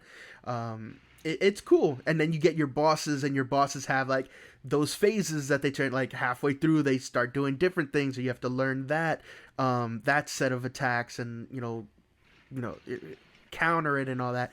It was a really fun game. I had a great time doing it. It wasn't that long, but it was fun, and the story was told throughout. It's one of those games where you get good while playing it, and then you're pulling off stuff you didn't even think you could do at the beginning. So that was really fun. So now I'm looking for my next PlayStation game. I have a gap right now. So I'm probably gonna get the Pandora game that's coming out this week, I think. Frontiers of Pandora. Yeah. I don't know if I'm gonna get it now. I might wait a little bit, but that'll probably be my next PlayStation game. And as far as Nintendo is, I'm just trying to wrap up Wonder, and then I'll dive into Super Mario RPG. All right. Yeah. So that's playing. Watching, I have a bunch of different series. I stopped watching Arrested Development. I have Seinfeld going on in the background, and when I do sit down to watch a show, I've been watching Scrubs. So I've watched it a couple times. Gabby's watching Scrubs right now for the first time. I've watched it a couple times through, and now I'm just I haven't done it in probably a couple years, so now I'm going through it again. Movies. Oh, and then also for TV shows like Dancing with the Stars, Erica's been going crazy because tonight's the finale, and Gilmore Girls every once in a while. And then... Oh, yeah, that. I am watching Gilmore Girls as well. Oh, you started watching it? I forgot another thing, but yes. Yeah, I'm on season 2, dude. I'm about to get into season 3. Because I remember, so for those listening, me and Justin were talking on the phone, and Erica was on his line, and Gabby was near me. And Justin thought he was in season 3, and Erica was like, no, we're in season 1. So, one thing I picked out was the bandages on Melissa McCarthy's hands, but she doesn't have it. Again, something that Gabby will tell you is her favorite show, and she knows, season 1 is, the pilot season. There's a lot of, inaccuracies that happen. Mm-hmm. There's a Dean who plays Sam in Supernatural, which I believe, how Dean is his brother in Supernatural. I always say this is the prequel because obviously after he leaves Gilmore Girls, he goes back to his kicking ghosts and demons butts in Supernatural. But anyway, so Dean mentions that he has sisters, plural, but as the series goes on, he only has one. Yeah. There's just random inaccuracies, and I'm and then Gabby would just suck her teeth and just be like, there's no no, that's not a thing. Rory's best friend, in my from me hearing annoyingly and watching it passively, Rory's best friend, I believe her name is Lane. Yeah, I always thought she was just a single mother, but in season 1, no, their parents are there, but you never see the dad. Yeah, the dad's just never around. The dad is never around, but in the special episode where the creator comes back to finish the show because there was problems at the end with CW and money, she comes back and finishes off. The dad just comes in casually, he was always there. That's how Gabby explains it to me. Yeah, but yeah, I'm watching that as well. Yeah, we are in the middle of season 2 finally. We're trucking along, but it's something me because Gabby doesn't mind watching it at night, so I just put it on at night, and it's I think this is the best time for us to watch it, especially for me because I'm I could just watch an episode knockout. Erica just watches it at a glacial pace, so we're. Is she liking it at all? Or No, she loves it. It's just she's not one to binge. She binges reality TV shows, but regular TV shows, it takes her forever to get through. But she loves it. So yeah, been watching that. We finished Love Island Games. I think that was the last one we were watching. But the new thing, I've been saying, we've been watching Dancing with the Stars, and I feel like I'm missing a show because I definitely watched something else. Oh, I'm watching Avatar: Last Airbender. I crushed. I always forget how short it is, and in one day I completely finished season 1 and got to the middle of season 2. Yeah, it is quick because I remember when I rewatched it with Gabby, Well, I rewatched it and she watched it for the first time. I Mhm. remember, and we were living here, so it was just like I remember how fast we got into Legend of Korra, and I remember like this was like months back. I was like, "Yo, we got to do our rewatch. It's Avatar. You got to rewatch it." And as you say that, now I'm like, "Damn, now I got to do it."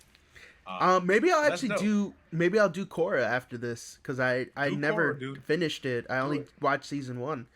I got to get back to. Speaking of Nickelodeon shows, I got to get back to TMNT. Oh, I took a huge break from that. And I got rid of Paramount, so it's gonna Oh, be you a did? little while. Yeah. Okay. Um, whatchamacallit. So yeah, there was that. And then for movies, I went to the movie theaters. We saw Journey to Bethlehem, Christian movie. It's about the birth of Jesus, Mary going to Bethlehem.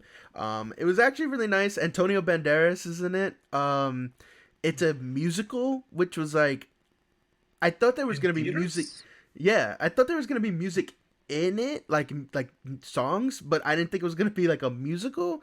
But it was. I mean, it was a cute movie. It was really fun. It was a quick hour and a half thing, so it was cool. Me and the missus actually did that. We went to the movies for our anniversary, and she had really been wanting to see that, and we were able to swing it. We caught like an early showing, so I saw that. Um, so Elf, obviously, it's holiday classic. Need to watch I it. saw Elf for the first time. I always saw it in Really? pieces. I never saw it in its entirety. Like I always saw one. Okay, so long story short, before I started liking Will Ferrell when Step Brothers came out. I never liked Classic. Will Ferrell before then. So like, Oh, because really? to me, everything he did, he was just always yelling. It was so annoying. Yeah. Then I saw Okay. Step Brothers, and I was like, this is the greatest movie ever. Then I just watched anything he did, but I'd never Yeah. seen Elf in its entirety. So Gabby was like, oh, we should watch something like something Christmassy, something funny. And then she was like, yeah, I want to see Elf. This was like weeks before. So I was like, yeah, let's watch it. And I watched it. I was like, oh, it was cool. It was like nice. I don't know what's so great about it because probably I missed that time. Like, you know, because you saw it. Did you see it in theaters when you were a kid? Or no? Sir, I've seen it in theaters. I own it. I have the Yeah, because I soundtrack know on you've talked vinyl. about it. It's one of my I favorite movies of all time. Yeah, and I know that, and that's the thing. I'm seeing it now. I'm like, it's a good movie. I don't have anything bad to say about it. Hmm. I missed that time, which it Yeah. sucks because I remember when it came out, everyone was uproar, and I just never saw it. And then I also didn't really care for Will Ferrell, Hmm. and it kind of sucks. But like, it's one of those things where I probably gotta like next Christmas. I probably just gotta tack it on with my. And I, unfortunately, and this is it, it's kind of like I kind of did a disservice to myself. I missed out on rewatching Fantastic Mr. Fox during Mm, Thanksgiving. I always do that, and I yeah. connected that to myself. But speaking of Christmas, I should just tack on Elf on in for my Christmas season, just so I can get that, I guess, feeling. Um, but yeah, or I should just do Nightmare Before Christmas. But that's just me. And then watch Christmas Story. Um, Oh, nice. That's a good one. yeah, another classic there. I think that's really it. I haven't watched too many movies. I'm sure this weekend, I'm probably gonna go see Renaissance, the Beyonce concert documentary thing. I can't curse, but you know, I'm gonna be like, say the B word. I was gonna be like, I saw it, so I took Gabby to see it. It was great. Yeah. It was great. I obviously I couldn't afford to go see Beyonce in Mhm. person, but it really felt like I was there in a sense. But Hmm. I remember I had bought the tickets before this, but Ava DuVernay posted like Beyonce is a director, and I'm like, Hmm. having seen this and the way it's edited, and this is it's great. It's just a movie documentary. It's not even a documentary. It's a movie. It's Yeah. it's an autobiography. Like that's what it of the tour. It Yeah. really does well. And then in between certain things that she sings her hits, and then it's just the entire Renaissance album. And Gabby's been like training me like the last month and a half by playing the album. And look, Yeah. I've never been. I don't want to say I was indifferent with Beyonce. I just never go to her song. Like if they're a popular song, I'll listen to it. Like Hmm. it's dope. But I never like really listened to Lemonade like that. Like Gabby loves that's her favorite album Yeah. from Beyonce. But like, I don't have a favorite album, but I really dig this album, especially the first song. It's really dope. But it was a good movie. Like, and I love the in betweens where it's like the singing stops and then they get into like other stuff. Like the behind the scenes is something she focused on. Again, I don't, not to gush all over it, but it really was. And I'm gushing all over it because as a film, as an artist, like putting this together, like that's what I'm hyped about. Obviously, Beyonce is great. The performance was great in all the iterations because there are cuts that she does. Like, one thing I took note of, like whenever she's doing her performance, her dancing, she, like, I feel like she cues herself on when to edit. You know what I mean? Like, that's just me making that up, but she probably is doing it. And then she does the same movements, obviously, in all her, during her tour. So it's a good way to edit. So like when she does like a turn, she turns and she's in a different outfit from a different tour. So it's not something that you're gonna miss. You're gonna see it and you're gonna be like, oh, that was dope. And I really like that. Yeah, like the transitions into that's cool. Good. Yeah, so I'm gonna be seeing that this weekend. And then the last thing, and then we can wrap it up here. I saw me and the missus were watching Squid Games, the live action like competition one. It's actually Squid Game. Sorry. I don't want to be that person, but yes. It's actually pretty cool. I mean, it's obviously, you know, people aren't dying, but you know, they clearly, the producers or something told them like, hey, when you get out, like pretend you're dying. So sometimes people kind of like flourish it, and other times people are just like, oh, you know. So that's funny. Isn't there like a beef with like the contestant? Like, there's like articles now and like stuff that happened behind the scenes. That I don't know. Look into it. That I don't know. I didn't look into it, but there's like things on that. Like some of it is like very like emotionally intense because it does pit people against people. Like it does the thing that it did in the show. Like, it does show you like true human nature and how people are gonna act towards things. Yeah. And there are a couple of different twists like from the show, so it keeps the actual like reality game pretty fresh, while still doing some of the classic games from the show. But you know, they follow certain characters, and you kind of get attached a little bit, and then before you know it, that's it, they're gone. And you know, sometimes it's through their fault, but most of the time it's like through no fault of their own. And then they do the thing where each time someone gets eliminated, the money fills up, and some people, you know, they eliminate people just for the money, and like there's very little real loyalty and camaraderie. So it's really like the social experiment, like just like the show. We're watching it unfold, and it's pretty cool. It came out in 2 parts. We saw the entire first part. The second part is out now, but we just haven't finished it. We have to go back and watch it to the end.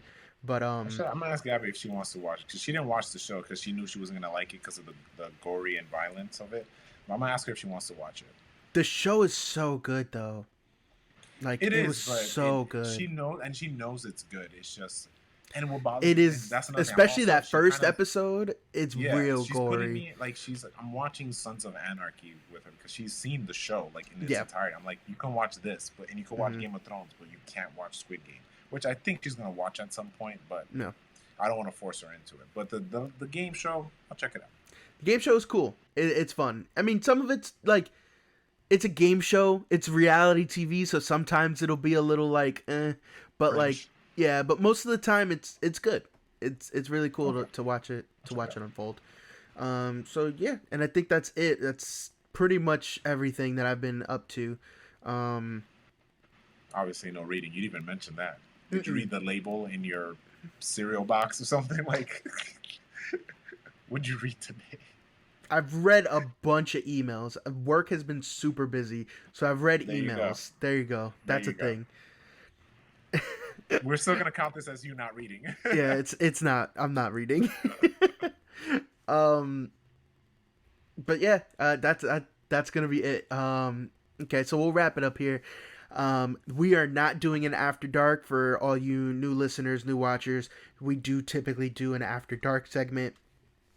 where we break down a topic, and that is unfiltered, unedited, us just kind of going off the walls, and that's after the recorded episode that we do every week. But this week we're gonna go ahead and skip that. Hopefully next week we'll bring something to the table, and we'll break it down afterwards. But this week we're gonna wrap it up here. As always, you can follow us on Instagram, Average J's Podcast. That's where we're going to post all the updates for the show. If there's any ever delays or reschedules, that's where it's going to go. We're pretty much off Twitter at this point. We do have exciting news coming forward. We'll be announcing a couple of things as we move closer to it, but there will be also some changes to the show, hopefully some cool little updates, and going into the new year, it'll be new year, same J's, but bigger and better. Well, I'm gonna drop a little bomb. So I did get accepted into MegaCon, so we're doing that. So for any new fans or old fans, we'll be in Orlando next year. Orlando MegaCon, we will have a booth. It's first weekend of February. We will be there. We'll be there with a bunch of celebrities, a bunch of cosplayers, and free candy.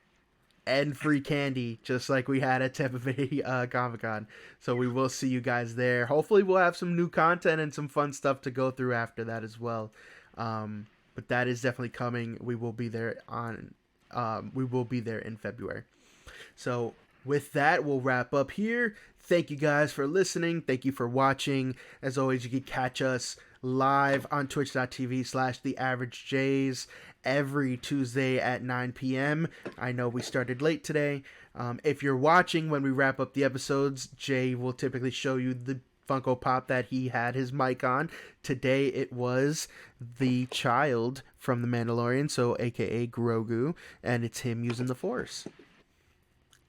So thank you all for tuning in again. Like I said, like, subscribe, share us. We are still trying to build our audience, so thank you very much for all your support. As always, this has been The Average Jays. I'm Jay Justin Ruiz. And I'm Jay Jeremy Francois. And we will catch you on the next one. Thank you all. Bye. Bye.